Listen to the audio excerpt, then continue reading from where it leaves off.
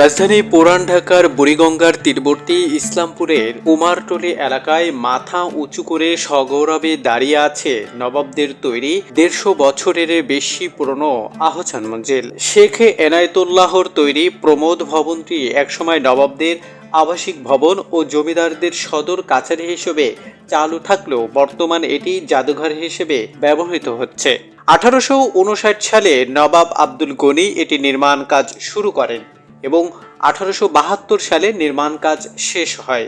খাজা আহসানুল্লাহর নামে এর নামকরণ করা হয় আহসান মঞ্জিল। আহসান মঞ্জিল দুটি অংশে বিভক্ত। প্রথম ভাগে মূল ভবন ও অন্য ভবনটি অন্দরমহল, যা দ্বিতলা বিশিষ্ট। একসময় মূল ভবন ও অন্দরমহলের মাঝে সংযোগ সেতু থাকলেও বর্তমানে এটি অচল ও বেহাল দশায় পড়ে আছে। মূল ভবনের নিচতলায় আছে ১০ রুম এবং উপরের তলায় ১৪ রুম। নিচতলার মধ্যে ১৯ শতাব্দীর সৈনিকদের বম, নবাবদের ব্যবহৃত ধাতব্য, পিতল, সিরামিক ও চীনামাটির তৈরি নানা ধরনের আসবাবপত্র রয়েছে। আরও আছে ফানুস, জগদান, ফলপাত্র, আতরদান, বক্ষণাস্ত্র, শিনাস্ত্র, দাঁতসহ হাতির মাথার কঙ্কাল, মুসলিম লেগ হল, বিলিয়ার্ড টেবিল, বক্স, ভল্ট সহ দৈত্যকার আলমারি ও সিন্দুক রয়েছে।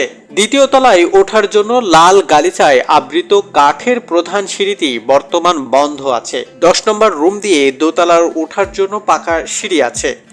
দোতলায় আছে মাওলানা আকরাম খাঁ, এ.কে ফজলুল হক, হরপ্রসাদ শাস্ত্রী, বিপিন চন্দ্র পাল, সৈয়দ আলী মোহাম্মদ, হাজী মোহাম্মদ মহসিন, ডক্টর মোহাম্মদ শহীদুল্লাহ, বেগম রোকেয়া, কাজী নজরুল ইসলাম, হাসন রাজা, জগদেশচন্দ্র নসু, দীনবন্ধু মিত্র, প্যারীচাঁদ মিত্র প্রমুখ বিখ্যাত ব্যক্তিবর্গের প্রকৃতি এখানে সাজিয়ানো রয়েছে।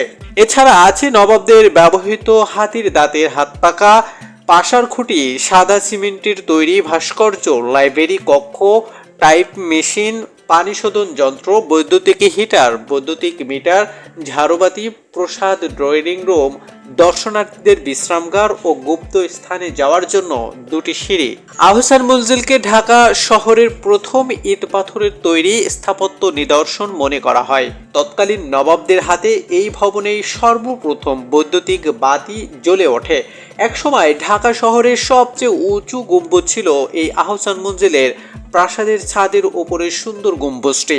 এছাড়া আহসান মঞ্জিলে আছে বিশাল বাগান, ফল ও ফুল গাছ, দোতলা থেকে নামার জন্য দৈত্যকার সিঁড়ি, যা ফটোগ্রাফির প্রেমীদের দর্শনার্থীদের আগ্রহের কেন্দ্রবিন্দু।